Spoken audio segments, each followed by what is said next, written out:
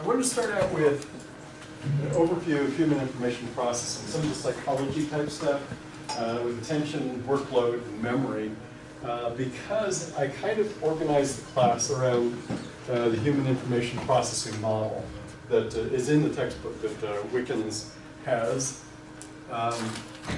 These are some of my sources here, as usual. Nothing particular there. But this is the human information processing model.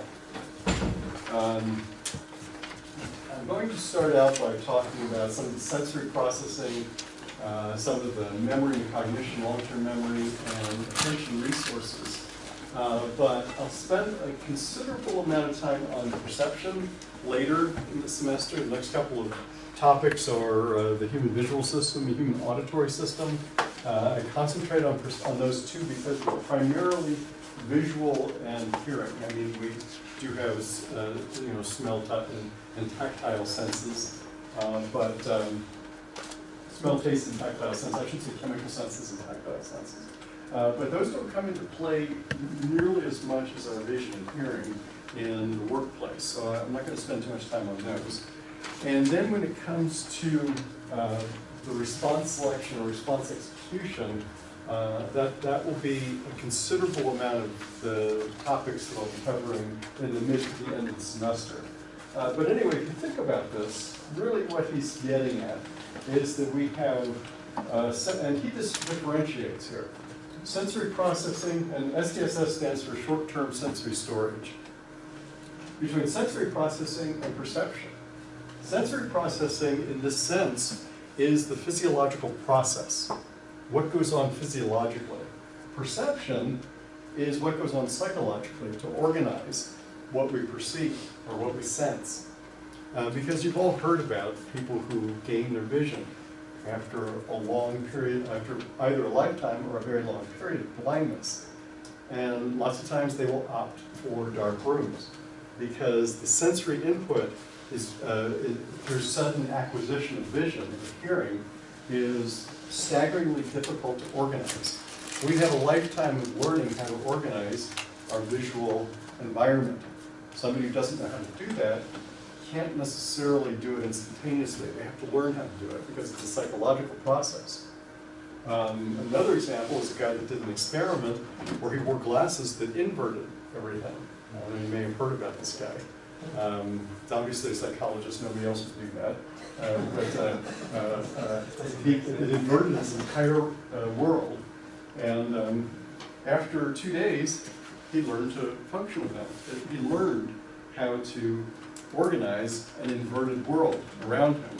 And then he had to relearn how to, the right side up world after he took them off later. So this is so perception is in many cases a psychological process. It depends how we use the word, and that's the way he's using it here. He's differentiating the physiological aspect and the psychological aspect of sensation and perception. Okay, and then how we draw on memory and our attention resources in order to take that perception and select and execute an output, to do something with it. This is really just a simple, input, processing, output model that he's made more complex by putting a lot more components in it. And then, of course, we always have feedback. You can't function without feedback from your system. I mean, we always operate in response to what happens when we do something.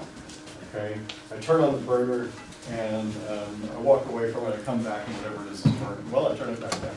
Okay, but because you're always receiving feedback from your environment. So anyway, like I said, this is we'll start talking about this. This is kind of the way I organize the whole course, and that's why around the human information processing model. And so let's start first with the sensory organs. Like I said, we have the chemical senses, taste and smell. You have tactile sensing, you have visual sensing, you have auditory sensing. All of those have a physiological component to it, and that physiological component has something that's akin to a buffer, for lack of a better term. And that buffer is the short-term sensory store. So without attention, it can say something to you. Repeat a number, for instance. And within a very short decay time, you can recall that without ever having attended to it. Because you do that, we do that quite frequently. And we have a fairly long decay time, in maybe a second or two for auditory senses. For vision, it's less. It has a shorter decay time. But that decay time is is physiological in nature, and is a short-term sensory story, and we can recall it within reason. I think I've probably already said most of this. Decision making is generally we rely on our experience with decision making and determining probabilities, and we have a tendency to think. We don't really do it consciously, but we have a tendency to think very strongly in terms of probability. In other words, what's the likelihood of that something's going to happen? We have an internal probabilistic generator, for lack of a better term, because whether we're aware that we're doing that or not, we do think in probabilities, I think. And we're talking about these decision making, how we make these decisions. I'm going to talk about that in terms of signal detection theory and psychophysics, and we'll talk about those later. Right now, I put in these slides to justify how I'm organizing the course more than anything. So we'll just go over these pretty quickly. You can look at them any time. Attention. Okay, let's take a look at attention resources. We have four, according to Wickens at least, there's a lot of models for this, but Wickens discusses four different types of attention: selective, focused, divided, and sustained. Okay. Selective attention, let's take a look at that first, is taking a look at several sources for an event. So if I have a control panel, okay, or maybe a panel of the display of on my car, I'm probably going to be interested in things like speed. I'm probably going to be interested in, to a lesser extent, the gas level. I mean, if I've just filled up, I'm probably less concerned with that. If it's down where the little bar is getting to be yellow, I'd probably pay a lot more attention to the gas level than after I've filled up. I might be interested in the RPMs, because if I'm concerned with the performance of the car. But what I'm doing is I'm monitoring several different channels simultaneously. And we have a choice of presenting information, either by presenting several different channels like that display different information, or a single channel that has a higher rate of information being presented over it. And now, if you increase the number of channels, in other words, the number of displays that I have in front of me, that is referred to as load stress. It's just a term that's applied to it. However, if I have a limited number of channels, or only just one channel, and I present my information more quickly across that channel, that's referred to as speed stress. And according to some of the research, this is a lot more degrading to performance. If I have a lot of different displays to look at simultaneously, rather than having a single display that gives me more information. So that if I have a lot of different displays, if I have the option in designing displays, if I have one that will sequentially present information rather than presenting that same information over 4 or 5 different displays, that's going to be a lot better for the user. That single channel, or single display versus a whole bunch of other ones. Okay. So that is so selective attention is trying to figure out which one of these sources to focus on. And if I look at just one source, are going to select that source for my attention. What we have a tendency to do if we do have several different displays is to look at the one where we anticipate something is going to happen. Okay? That's usually from experience. So, like my example of my car, if I just filled up, I'm probably not going to look at the gas gauge. very often. But I will probably look at the speedometer often if I know it's a heavily controlled area, for instance. So I'm going to concentrate on that. If I'm worried about my car's performance for some reason, maybe I'll look at the temperature and the RPMs. It depends on what's more important and where do you think something is going to happen that's going to be the most salient to you. So that is, so when you have selective attention because of load stress versus speed stress, fewer channels are probably better. Like I said, I already said that. And the closer together those channels are, in this case, the better it is because it's easier to scan them.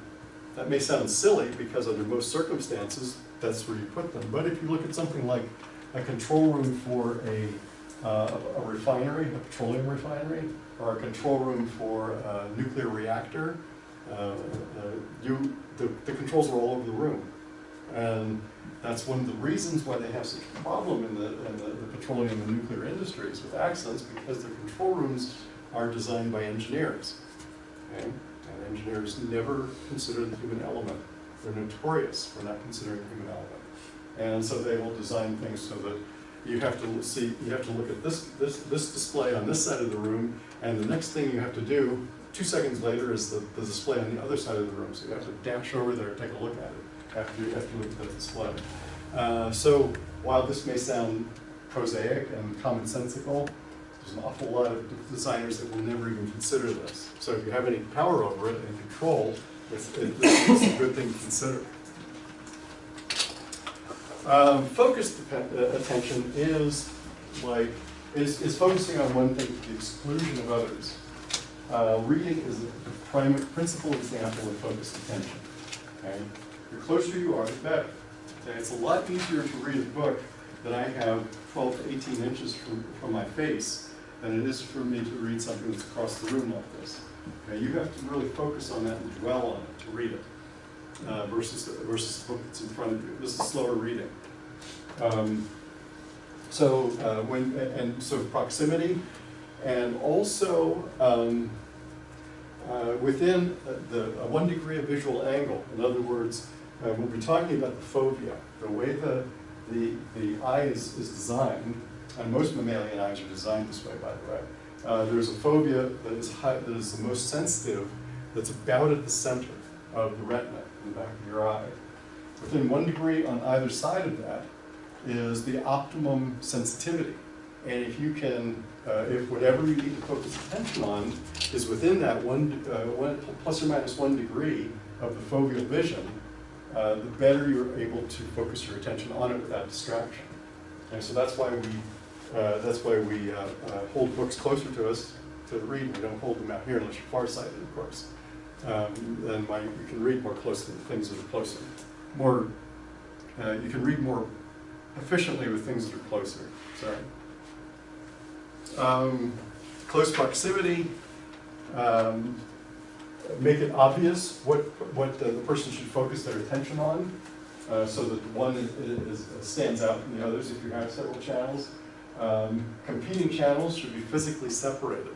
In other words, if there's something that will distract you from a focused task, make sure that it can be either shut off or somehow removed from the field of vision of the individual. That's why software is so important, because you can shut off certain channels, or you can shut off certain displays. Reduce, if possible, reduce the number of competing channels of displays. And like I said, more saliency in the one that you want people to focus on. Saliency meaning make it stand out, make it more important looking, or so, as it should be. Then divided attention, and this is one that has gotten a lot of attention lately because of the whole idea of multitasking. We think that we are able to divide our attention amongst several different tasks. From everything that I've heard and read, we really don't. What we do is we do sequential attention. And that really reduces your efficiency, sequential attention. Okay, so if I'm trying to you know, eat my sandwich, drive my car, talk on the cell phone, and text at the same time, chances are, when I'm texting, I'm not doing any of the other things. And when I'm eating my sandwich, I'm not doing anything else, which is why it's a problem to do that, okay? Because you really are only focusing on one thing at a time. There are, however, a couple of different ideas about divided attention. Single resource versus multiple resource theories. Single resource theory says that we really just have an undifferentiated attention resource available. And that when you do one thing, talking on the phone, that it takes attention away from everything else. That's probably, like I said, from what I am aware of, that's probably close to the truth, because when you do one thing, it takes it away from something else. There's only a limited amount of resources available. So we have a single resource, and we draw on that same set of resources. Multiple resource theory, I probably spent more attention, more time on this than I really should have. And this is from Wickens, which is the reason that I did it, is that we have several different pools of resources depending on the type of task that we're doing. Okay, so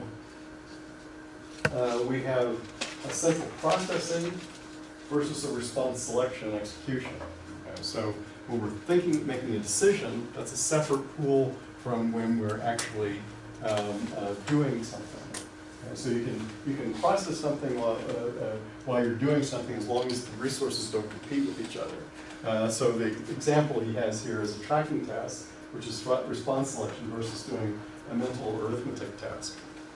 Well, to a certain extent, I believe that, because lots of times if you have a problem and you go off and do something else, you solve it. But I'm not sure that's really multiple resource attention, because it's really not in your, it's not drawing from your attention, set of attention resources when you're doing that.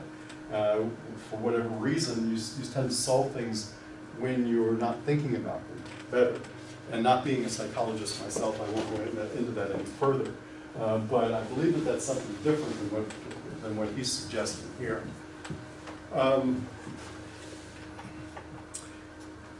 Another thing that he suggests with multiple resources is the input modality. Modality is a term that's used to refer to whatever senses you're using. Auditory modality is listening, and visual modality is seeing. That's just a term for the sense that you're talking about. So if you're doing something that uses different modalities, in other words, if I'm driving and listening, that uses different attention resources. Okay. To a certain extent, that's possibly true, but anyway, that's I won't evaluate it. I'll just tell you what Wickens says. So auditory versus visual is a really good example of driving and listening at the same time. Which, to a certain extent, if there's somebody in the car with you, you tend to be able to do that better than you can with a telephone. And for the most part, when we have somebody on the telephone, we're visualizing what we're saying, and that distracts from a visual task. At least that's what I do. I don't like to talk while I'm driving, on the phone while I'm driving, just because of that, because usually I'm visualizing what I'm saying to them, and that takes away from the visual task of driving and controlling the car. And the type of code, in other words, am I using a spatial coding? Because spatially we think differently than we do with a verbal code. So, spatial is a task requiring moving, positioning, or orienting objects in space. You think about positioning something versus verbal, which is obviously a language skill. And according to Wickens and the multiple resource theory, if you use those two, they compete less drastically with each other because they require different attention resources. And then vocal versus manual response. So there's 4 different ones here. The responses is the last one. I'm pretty sure that's the last one. Yes. The response is the last one. So I can talk, and do a tracking task without detracting from either one. And what he's talking about here as an example is if you're entering numbers on a keypad, you can't, that doesn't compete well with the tracking task. Whereas if you are keying and using manual responses, keying and using manual responses, that competes unsuccessfully. Okay, so, yeah. Can you give an example of a tracking task? Using a mouse is a good example of a tracking task. Is that like following? Mm-hmm. Yeah. Anything that would require placing something over a target for whatever reason would be a tracking task. Okay. Anything like that. It's not like you're trying to track for an error. Let's say if you're typing a paper up and then you spell something wrong and then... No, actually that's more of a verbal than a tracking task, because you're using verbal resources for that. Yeah. Yeah, well, So what we're saying with the tracking task, like with ATC, they're tracking multiple aircraft. I was going to say this would be considered multitasking or not, or having multiple tasks to do. But so you're tracking, say 10 aircraft on your screen, then you're tracking this one aircraft, but you're updating information on another aircraft while tracking. And so is that considered some type of multitasking, or is it dividing up? Because there's no such thing as multitasking. It's just, you're just dividing up your attention amongst different tasks. Yeah, I'd argue that it's sequential single attention. Likewise there, although let's say whether you're tracking the location versus entering, according to multiple resource theory, you might be using different resources there, and that's why it's possible to train people to do that, although it's still very stressful. Yeah, because the ATCs are tracking multiple aircraft at the same time while updating other aircraft that entered their airspace and, right. and talking to someone at the same time while updating. So yeah. that's just trying to figure out if that's it. That's potentially a multiple resource theory task for divided attention. Yeah. I'm sorry, I have another question. When people do things over and over again, that task or that skill moves from that kind of conscious to their subconscious. And so, is it like, for instance, your foot's going to know where the brake pedal is without you even thinking about it, because you've done it so many times. So does it matter? Does your ability to successfully complete or to track and do something else, let's say drive a car or fly an aircraft and track an enemy target, does that get better as things move into the subconscious? Yes, because then you develop what's called automaticity, and that doesn't take attention resources. So when you develop automatic behavior, like you said, like finding the gas versus the brake in the car, that's so automatic that it doesn't require attention resources after you've learned it to do it. And then there can be a large number of tasks that you do that way. Yeah. So because it's the attention resources that are required that's important, and those don't require them anymore. So good question. What you were saying, that's that's a term I remember learning was unconscious competence, where the point where unconscious what? Competence. Competence, okay. Unconscious competency in a certain task that you're doing, like driving a stick shift. Like when you first learned it, you probably were looking at the clutch and looking at what gear, but after after a while, you don't have to think about it. So it's unconscious competence. That's right. It doesn't take attention to know where you are. Although when you are driving a stick shift, and depending, because for instance, I have one that has 6 speeds. Okay, most of the time I don't have to think about it, but every once in a while I'll start thinking about it and I think, wait a minute, what gear am I in? And I can't remember, right? Because I was doing it automatic up until I started thinking about it. And then I have to put it in neutral and figure out where I am. Probably something cued it too, because you're like, wait a minute, at say 4th gear, the RPM should be this high. Yeah, that's right. You have to look at a whole bunch of different cues to figure it out. But that's because all of a sudden it takes attention resources when you hadn't been using that attention before that. Yeah, so. Anything else? Okay. All right. So that's divided attention. Sustained attention is also called monitoring or vigilance tasks. And what happens with sustained attention is that we have, and we'll talk about this a lot in human error, we have what's called a vigilance decrement. And you can model that because it's related to, for those of you that are taking system safety, and the rest of it I'm going to tell you anyway. There's a continuous distribution called an exponential distribution. Lots of things behave this way. Radioactive decay behaves this way. Okay. LEDs, when you shut off an LED, it has a decay like this, because this is actually what goes here is probability, but you could also call it intensity. And here's time. Because intensity decreases over time. And our vigilance behaves just like this. It decreases exponentially over time.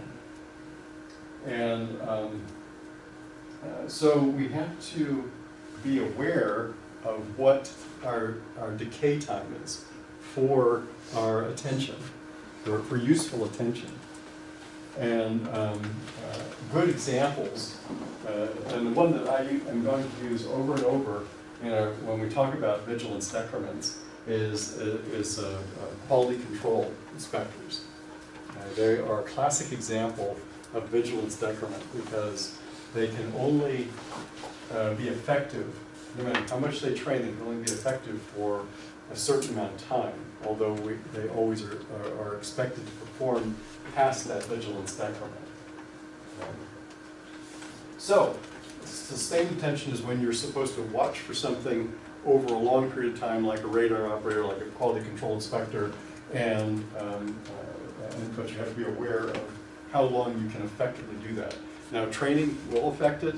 Individual attention spans will affect it, because we vary quite a bit individually. But in general, our attention span, our vigilance decrement always looks like that exponential. Okay.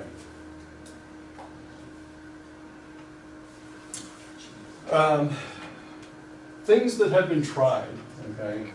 First of all, if you are capable, reduce the task uncertainty. Okay, make it come, and I put it there, spatially or temporally. Spatially, if you're a quality control inspector, for instance, always have to look at the same place, because you know that the defect is always going to be on the conductor or on this resistor. Okay, that's the only place that a defect will happen. That's unlikely, but that would be great if you could do that. Temporally is if there's regular intervals. There's always 1.5 seconds, give or take a few milliseconds, between signals. If you're a radar operator, okay. So if I know that if I'm this guy in Alaska that I was talking about, but I know that it comes in every 24 hours, all I have to do is come back every 24 hours and check it at the same time every day. Right? That reduces the temporal uncertainty. So I'm not going to have a performance decrement, because I know when it's going to happen. Okay? That's not always possible to do that. Where it is possible, then you do that. Yes? Can spatial uncertainty be reduced inadvertently, where with somebody's experience they see that in this area of the system more failures are common, so they start looking there more than other places? Sure. That's because that's exactly what they're doing. But that might not be a good thing. That's right. That's right, because what happens is exactly what you said. Let's say that you're a quality control inspector, and I say, and we're thinking in probabilities again. Yeah. 90% of the time, the defect is on this resistor, so that's what I'm going to look at. Well, there's still 10%. And could that be considered, I guess, accelerating vigilance decrement? Because Accelerating it. you know, instead of reducing it, you're talking about counteracting it right now. Instead, it's almost encouraging it. If they're starting to look somewhere because their personal experience sees the. You get what I'm getting at? Yes, I see what you're getting at, and it probably. Yes, I see exactly what you're getting at. What you're saying? Let me see if I get this right.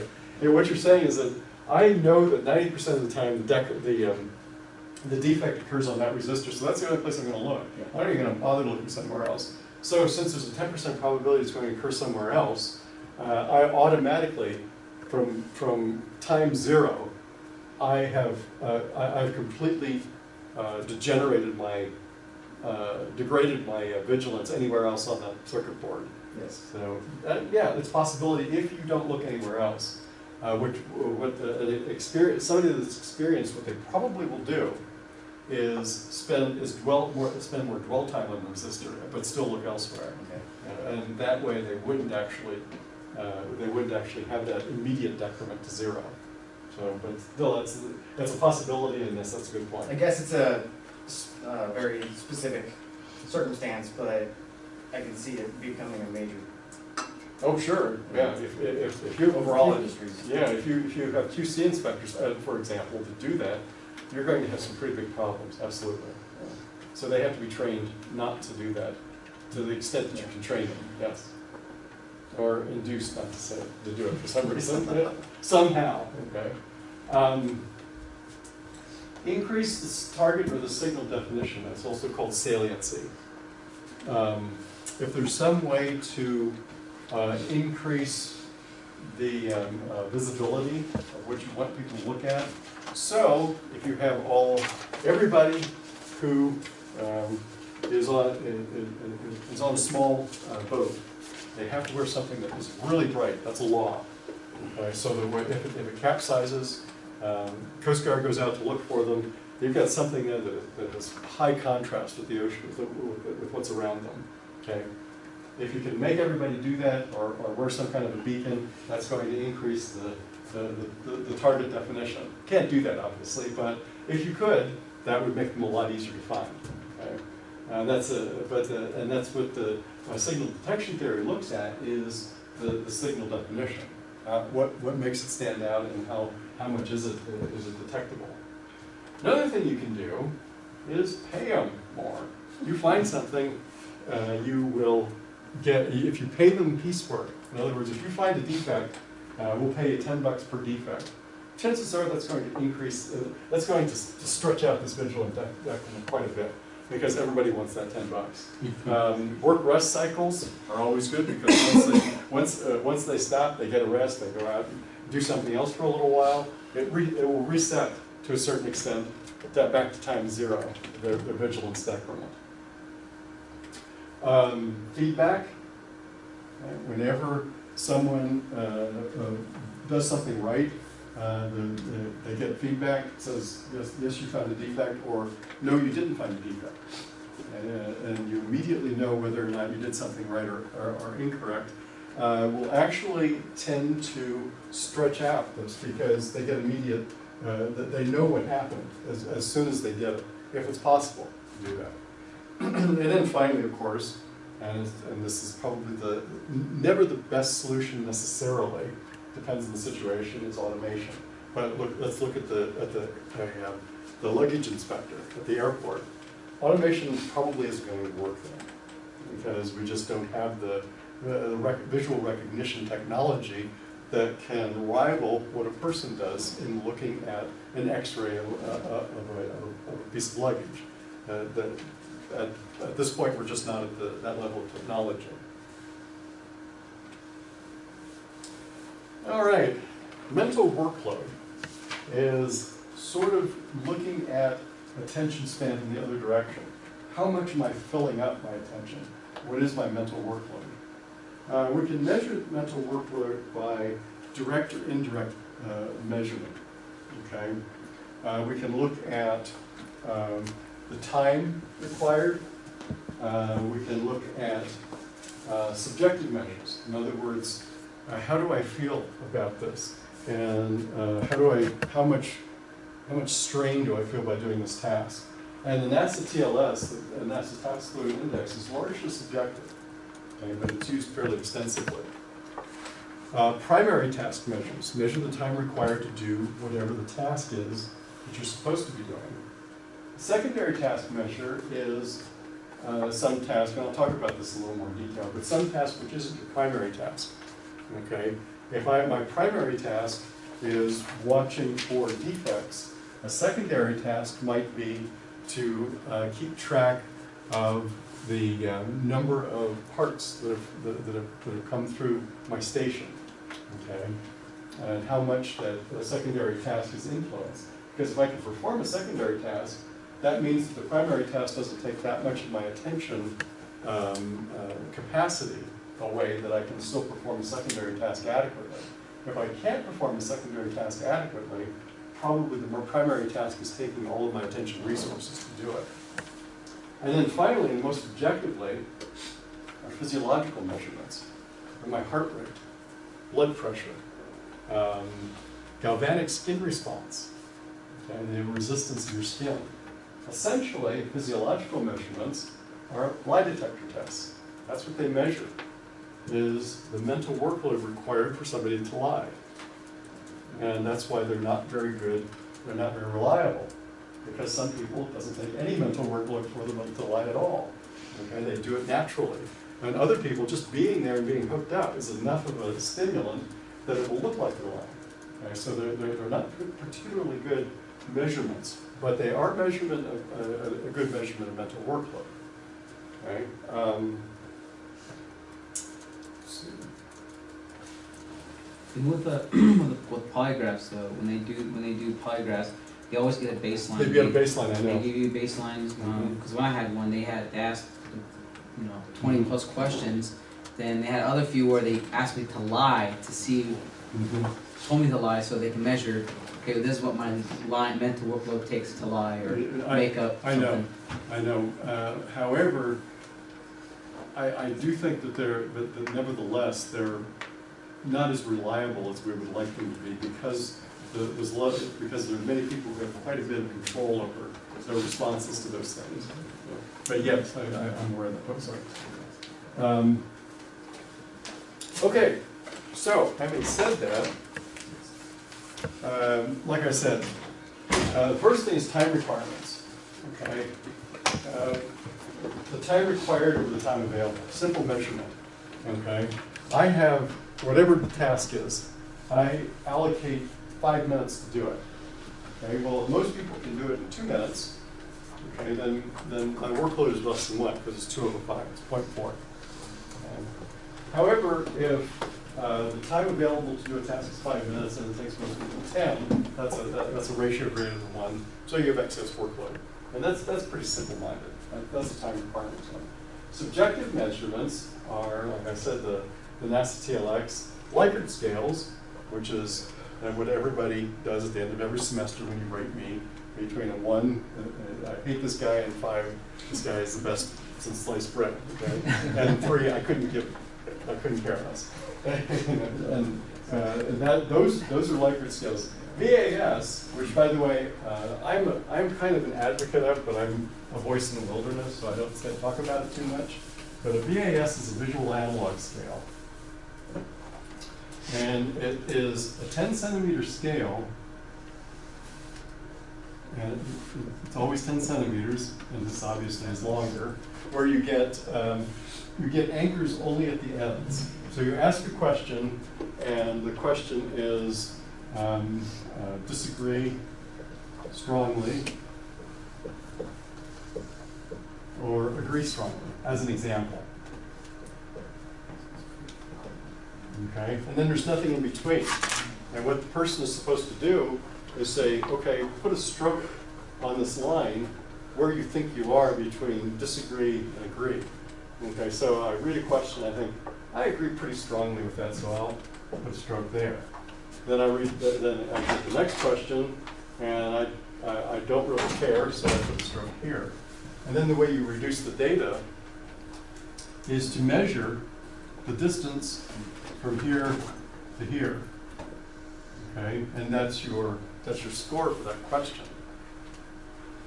The advantage of this, I think, is that it's a true continuous scale, whereas a Likert scale is not. I don't know, I think that each one of us has a different rating between 2 and 3, and 3 and 4.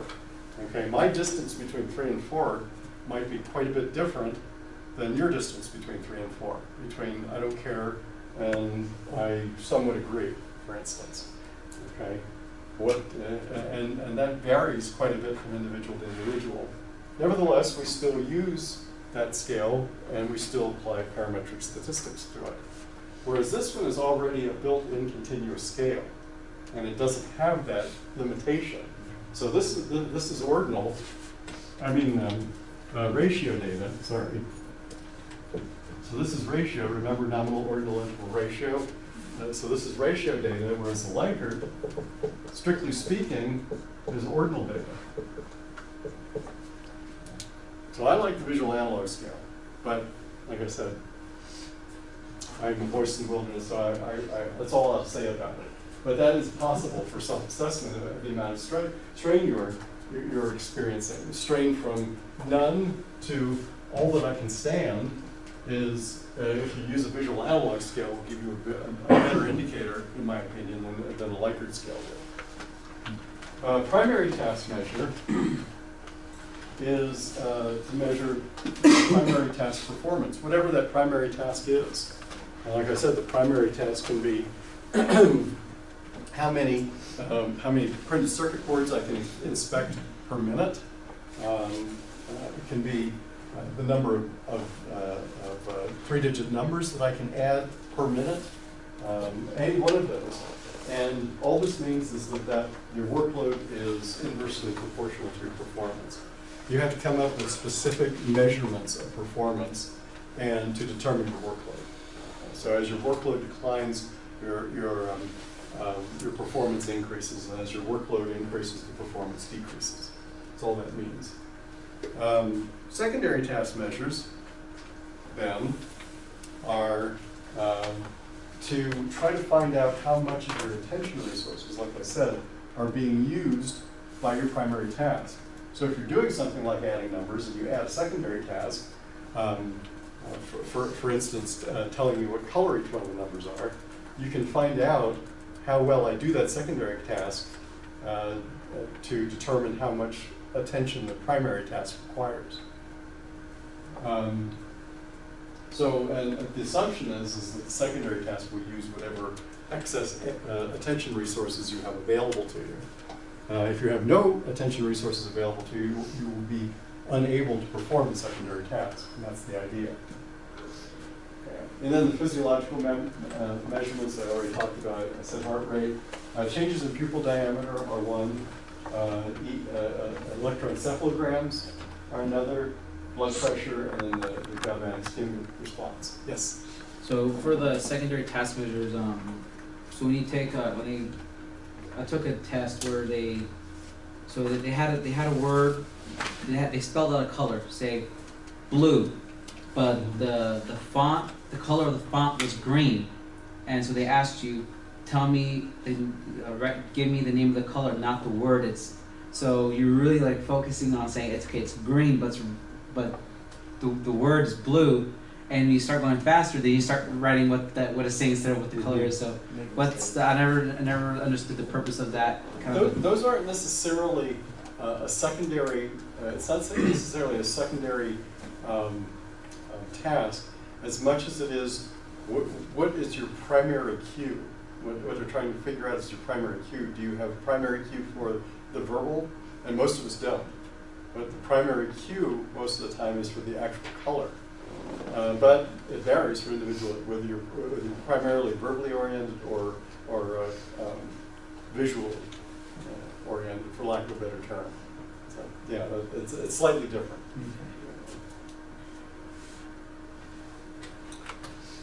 Okay, let's see.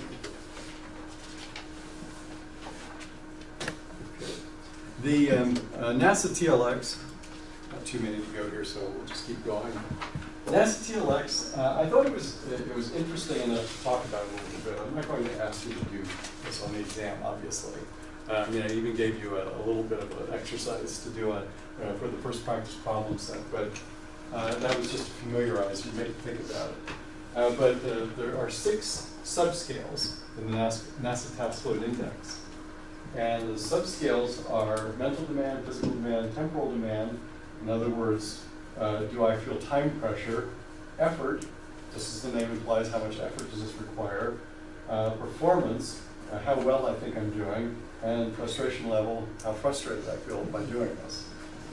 So you have to rate yourself subjectively on each one of those 6 scales. And they use something that's similar to this visual analog scale.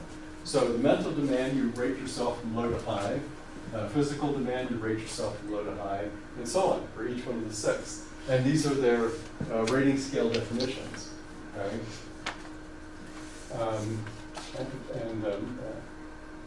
And each of those, I just described them briefly, but those are their detailed descriptions of each one. Then, what you need to do, and this is another instance of combinatorics, where you take, these are 6 scales, 2 at a time, and so 6 objects taken 2 at a time. Right? So 6 factorial over 4 factorial, 2 factorial, and if you do the arithmetic on that, that's 15 combinations. And so what you have to do is every pairwise comparison that's possible, physical demand, mental demand, time demand versus temporal demand versus mental demand. What was the other one? Operational versus mental demand. Frustration versus performance, I'm sorry. Effort versus mental demand. And then temporal demand versus physical demand. Every pairwise comparison, you have to circle the one that is the greater of the 2. So, with this particular one, mental demand was greater than physical demand. Temporal demand was greater than mental demand. Mental demand was greater than performance. Mental demand was greater than frustration. However, effort is greater than the mental demand. And then all the other pairwise comparisons. So you circle one of the 2 for every one of the 15 pairs. Okay. Yeah, it's a little bit complicated, but it gives you an interesting answer. So then you count up the number of times that mental demand was circled. Okay, so if I go over through here and I look at mental demand, I see the 3 of them. So that's 3. How many times was physical demand circled? None. There's no instance of physical demand. Temporal demand was circled 1, 2, 3, 4, 5. And so you enumerate all of those. That sum should never be greater than 15. Okay? Because of the 15 pairs, one of the pairs was answered, was circled. So it should never be greater than 15. If you have greater than 15, you made a mistake. So anyway, but it's the allocation of them, the distribution of them, those 15 answers in this tally that we're interested in. Okay, so the next step then is to take our ratings, and what they're doing here doesn't really matter. What they're doing is comparing 2 different tasks and comparing how much effort or how much strain is required for each one of these tasks. So what you do is you take this rating, and presumably they measure from the left, so it's 30 centimeters, 15 centimeters, 60, 40, 30, and 40, and they multiply it by the weight for mental demand, physical demand, temporal demand, performance, frustration, effort.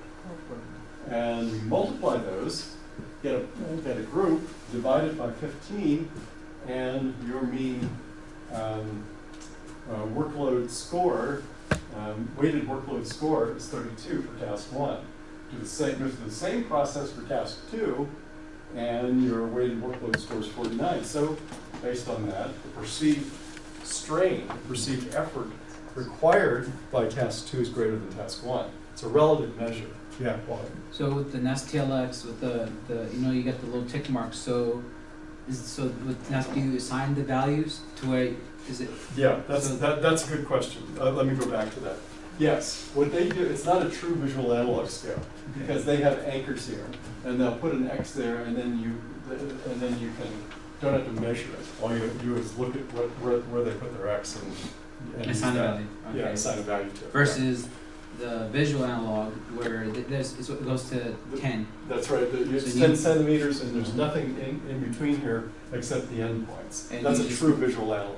And so if you have, like, say, 20 questions, you do it for so each. There should be 1 10-centimeter segment for each question, so you can measure. Okay, that's right. This is what they consider agree or disagree, or that's right. Yeah, exactly. So this is, I think that this is a really interesting subjective way to measure the task load, the weighted workload for different tasks. However, it's important to recognize that it is entirely subjective. It's based on the user, how they felt about doing it. So training will affect it, experience will affect it, personality type will affect it. So it's not necessarily true that you can compare different individuals with this. You probably need to compare a single individual with different tasks in order to make that a most usable. So between the two, I mean, they were both subjective, but one is more, I guess you can say more objective than the other. So would that be the visual analog would be? I'm not quite sure I understand what you mean. Like, because the two are subject, the visual analog and NASA TLX are both subjective scaling. I see what you're saying. And between the two, would the VAS be more objective than No, NASA? they're both subjective. However, this one is not completely. This is sort of quasi-continuous. It's quasi-ratio scale, whereas the visual analog is a true ratio scale. Questions? Comments? Okay. All right, so that's NASA TLX. Finally, what I wanted to talk about are types of memory. We talked a little bit about the short-term sensory storage, that's our buffer. Working or short-term memory also has a decay. And then there's long-term memory, which doesn't have a decay, but has a retrieval factor associated with it. Because we can put something in long-term memory, getting it out of long-term memory sometimes can be problematic. Okay? You know something, but you can't quite remember it. Like I said, short-term memory acts as a buffer, and it decays as the stimulus is removed. Like I said, iconic decays more quickly. That's our visual short-term sensory storage. And echoic, which is our auditory, has a longer decay time. So if somebody says something, before you attend to it, you can retrieve it from your short-term sensory storage. A couple of terms here that I think are interesting. Conscious attention resources are attentive. When something does not require conscious attention resources, when it's either automatic or when it's short-term sensory storage, that's referred to as pre-attentive. Okay? When something preserves the original content of a stimulus without the stimulus continuing, that's referred to as veridical. Okay, these are terms that are used to describe memory and the way we process memory, particularly short-term sensory storage.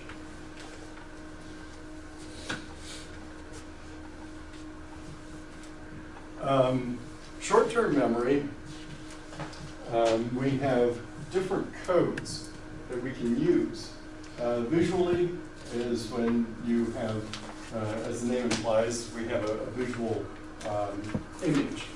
Phonetic is when we have a sound or an auditory image or an auditory stimulus. And semantic is when we think of meaning. Okay? And we exploit all three of those to keep them in short-term memory. Like I said, rehearsal is important. That was my example of memorizing and then interfering with somebody's repetition of a telephone number, so that we're highly affected by interference. So if you're going to rely on short-term memory in the design of a system, make sure that there's not any interference with the person's short-term memory, or the operator's short-term memory, that will reduce the ability for them to exploit that. Another aspect of short-term memory is Miller's number. Okay? Miller's number is 7 plus or minus 2. Okay? Those are the numbers that are most effectively remembered. Okay? The number of items or chunks of memory that are most effectively remembered. And I think that it's interesting that most telephone numbers, including long-term, are pretty much within that, or let's see, are 10. Okay, they're at the upper end of it, okay, because we have. But maybe it might not be 10 chunks, because if you think of area code, less so with exchange or with the 4-digit number at the end, but area code really is a single item, okay? Because I think of, okay, the area code for Prescott, 928, but I don't have to remember 9 and 2 and 8. I remember the area code for Prescott, so it's really only one, what they refer to as a chunk of working memory. So then it's 7 plus 1, which is 8, which is inside Miller's number range. The idea, or one of the tricks of expanding or your working memory, or expanding long-term memory for that matter too, is to reduce the chunks. That's why we so often have telephone numbers that stand for something. If you could remember a phrase or just a couple of words, rather than remembering a 10-digit number, your chances are you will remember it longer. So reducing this from 9 chunks to a semantic 3 chunks is a lot easier than trying to remember those 9 unrelated letters. If we rearrange them, if the order is important, and we rearrange them into semantic groupings, they're a lot easier to remember.